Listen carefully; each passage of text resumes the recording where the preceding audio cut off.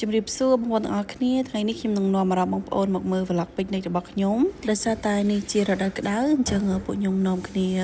ទៅញ៉ាំអាហារនៅខាងក្រៅនៅឯឆ្នេរសមុទ្រដែលមានឈ្មោះថា Semaphore Beach ឆ្នេរនេះមានចម្ងាយ14គីឡូម៉ែត្រហើយយើងចំណាយពេលត្រឹមតែ16នាទីប៉ុណ្ណោះហើយឥឡូវយើងបានមកដល់ហើយអញ្ចឹងយើងរៀបចំខែលកំរាលរៀបចំ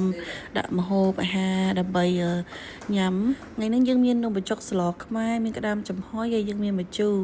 ហើយក្តាមនេះគឺមិត្តភ័ក្តិទាំងអស់គ្នានឹងគឺគាត់អ្នកទៅចាប់ផ្ទាល់តែម្ដងហើយទោះបីតែថាយើងមករៀននៅអូស្ត្រាលីក៏ដោយប៉ុន្តែភាគច្រើនគឺពួកយើងធ្វើតែម្ហូបខ្មែរញ៉ាំទេ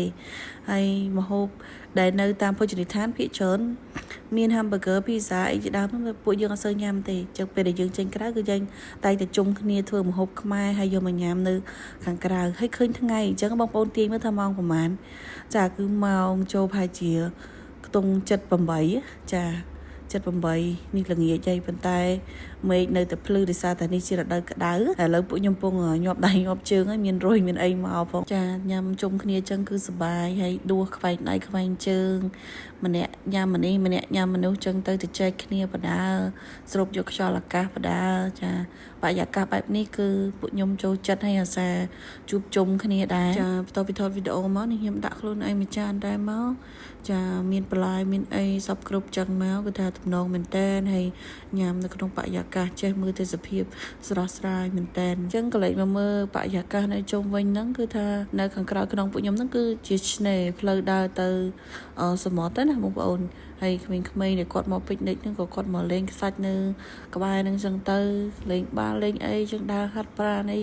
ហើយកន្លែងចតឡានគេធំទូលាយហើយអត់មានយកលុយទេចំណតឡានហ្នឹងគឺ free តែម្ដងនៅឆ្នេរសមុទ្រនេះគេមានកន្លែងលក់អាហារហើយគេមានបន្ទប់ទឹកមានកន្លែងផ្លាស់សម្លៀកបំពាក់ចឹងងាយស្រួលសម្រាប់បងប្អូនដែលចង់ងូតទឹកសមុទ្រអីគឺអាចយកកៅអៅយកអីបានព្រោះយើងមានកន្លែងសម្រាប់ពួកយើងធ្វើការផ្លាស់ប្ដូរហើយនេះជាទេសភាពតាមដងផ្លូវដើម្បីដើរទៅងូតទឹកចុងបងប្អូនឃើញលោកខែវិញស្អាតណាចាហើយស្មៅរបស់គេតែអញ្ចឹងឯងហើយដោយសាររដូវក្តៅហ្នឹងវាមានស្លែវាមានខ្យល់បក់ប្រភេទស្លឹកស្លែដែលនៅក្នុងសមុទ្រមកអញ្ចឹងវារៀងធ្វើឲ្យខ្សាច់ហ្នឹងវារៀងក្រៀតក្រៀតតិចនិយាយរួមទៅគឺខ្ញុំបានមកលេងនៅតាម beach នៅតាមឆ្នេរហ្នឹងច្រើនមែនតើប្រហែលជាចូល10ឆ្នេរប៉ុន្តែខ្ញុំពិតជានិយាយបានថាគឺឆ្នេរនៅស្រុកខ្មែរយើងគឺពិតជាស្អាតព្រោះដោយសារតែឆ្នេរខ្សាច់នៅស្រុកខ្មែរយើងគឺខ្សាច់សក្បោសហើយទឹកឡើងថ្លាប៉ុន្តែនៅខាងអូស្ត្រាលីនេះវិញគឺឆ្នេរខ្សាច់ម៉ត់ស្អាតដែរប៉ុន្តែរៀងមានស្លែមានទឹកស្លឹកឈើអីច្រើនហើយខ្ញុំមិនដឹងថាដោយសារតែនេះជារដូវក្តៅហើយវាមានស្លែច្រើនក្នុងទឹកឬក៏យ៉ាងម៉េចទេប៉ុន្តែវាអត់ទឹកថ្លាខ្លាំងណាហ្នឹងហើយនៅពេលដែលពួកខ្ញុំបានចុះទៅលេងនៅក្នុងទឹកសមុទ្រហ្នឹងគឺរៀងស្លែច្រើនហើយរលកធំរៀងត្រជាក់ដែរតែបើតែខែក្តៅមែនតែពេលដែលយើងចុះចូលទៅក្នុងទឹកគឺរៀងត្រជាក់ហើយរលកធំពេកទៅខ្ញុំក៏អត់បានងូតទឹកអីយូរដែរគឺប្រញាប់ឡើងមកវិញផ្លាស់កៅអៅផ្លាស់អីទៅព្រោះដោយសាររៀងល្ងាពេលដែលយើងចេញពីទឹកមកវិញណាហើយមិនសូវជាមានអ្នកងូតអីច្រើនណាទេ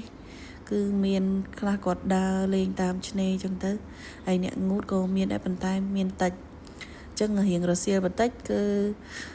មិត្តភក្តិខ្ញុំដើរហាត់ប្រាណនៅតាមហ្នឹងទៅ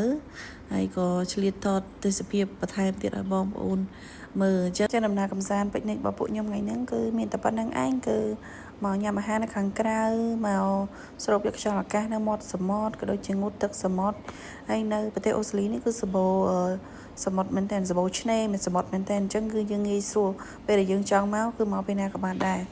អញ្ចឹងរៀងផាជាយប់បន្តិចម៉ោង9កន្លះក៏ពួកខ្ញុំរៀបចំ